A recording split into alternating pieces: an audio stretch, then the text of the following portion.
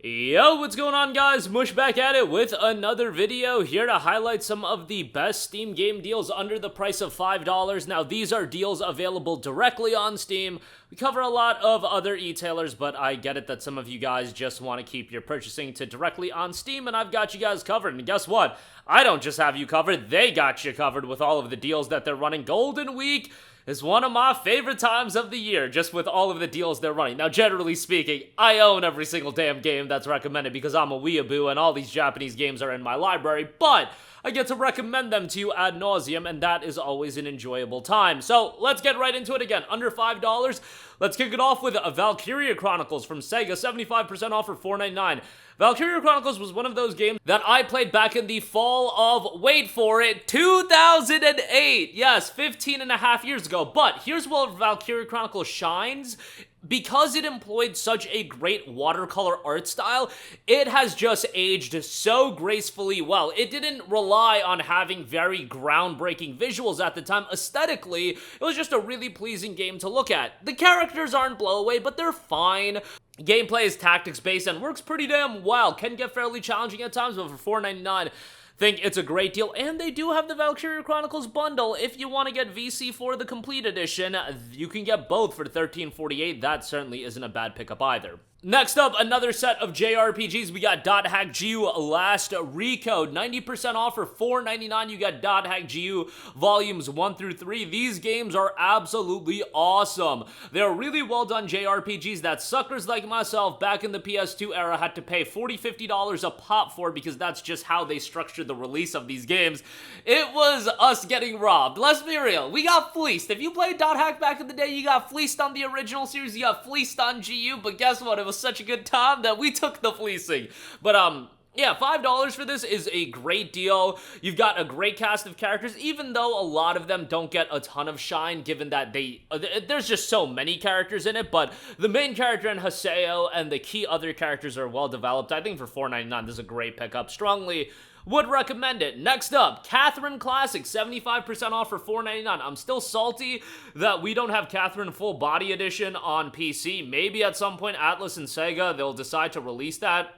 But we do have Catherine Classic, which I still think is a fun time. A super, super quirky puzzle visual novel, not visual novel, but puzzle narrative-driven experience. It's got a very quirky story, a couple different routes to go through, and an enjoyable game. Definitely not for everybody, but I thought the story was incredibly quirky. And if you have, like, a significant other that wants to watch you play a game, like, I feel like Catherine is one of those off-the-wall games that everybody will find humor out of just watching it as well. And overall, it's got a pretty compelling narrative as well. $4.99, good buy on that. Next up, there are some other sales right now that I do want to note. SteamWorld Dig 2 is 85% off for $2.99. In the era that we are living in, with Metroidvanias just being everywhere, even a game as good as SteamWorld Dig 2 being as well refined as it is, having the depth of gameplay that it does, and being as good as it is, it didn't pop off like I thought it would have. 85 on Metacritic. Right now, it's $2.99. It's a really, really well-done game. It's just a really well-done game in a market that's really oversaturated, in my opinion. But, you know, a well-done game. Art style is fantastic. Sound design is good. $2.99, good pickup there. Next up, Little Nightmares is 75% off for $4.99. Tarsier Studios and Bandai Namco have really got themselves a pretty successful IP here with Little Nightmares. We got a sequel in Little Nightmares 2. Little Nightmares 3 is, in fact, in development. And Little Nightmares 1 ended up being a really, really enjoyable game. As a horror title, it really captured that eerie atmosphere that I feel like is absolutely important for a horror title to get, and just a really, really well done game. And for $4.99, I think it's a damn good pickup. Now, there is the complete edition that unfortunately is not on sale, but you can get Little Nightmares 1 and 2, which includes the DLC for both games in a bundle. That'll be $13.89, so that's a pretty damn good deal if you want to get both of those titles. Next up, I'll give a shout out to Dragon's Dogma Dark Arisen. It is 84% off for $4.79.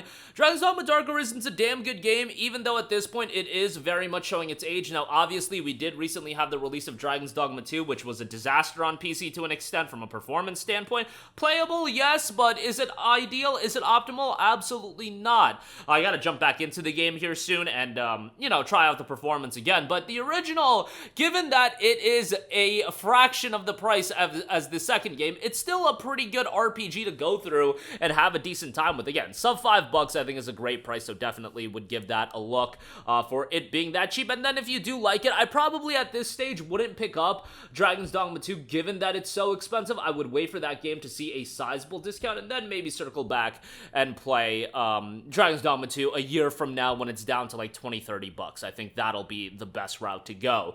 Next up, Star Wars Jedi Fallen Order, 90% off for $3.99. Look, I love Star Wars Jedi Fallen Order. I love Jedi Survivor as well, and while I thought Jedi Survivor from a content standpoint was a better game, obviously the performance was a disaster, but from a content standpoint, Jedi Survivor is more expansive, has more content, and in my opinion, the more engaging game. Jedi Fallen Order is still a fantastic game that I highly recommend, has some length to it. Cal is a great character, and you want to see where his story starts from, and just a really well-done game, all things considered, and for $3.99, definitely a game I would recommend. Even if you're not a Star Wars fan, I go back to it over and over again. It's an enjoyable game. I don't care for Star Wars whatsoever, and I still had a fantastic time with it, and honestly, Jedi Survivor and Jedi Fallen Order make me want to get into Star Wars more, and I even watched one of the movies. I did watch Rogue One back in the day, but that was it prior to playing Fallen Order. But yeah, great game, $3.99, great pickup on that. Satisfying gameplay, great visuals, can't say enough good things about it. Sonic Adventure 2, 50% off for $4.99. I mean, yes, nostalgia does reign supreme, in my opinion, with Sonic Adventure 2. This is a game that I grew up playing, had a fantastic time there, but man, if you want to talk about the throwback Sonic game, Sonic Adventure 2 is just a tremendous, tremendous game. The platforming is great.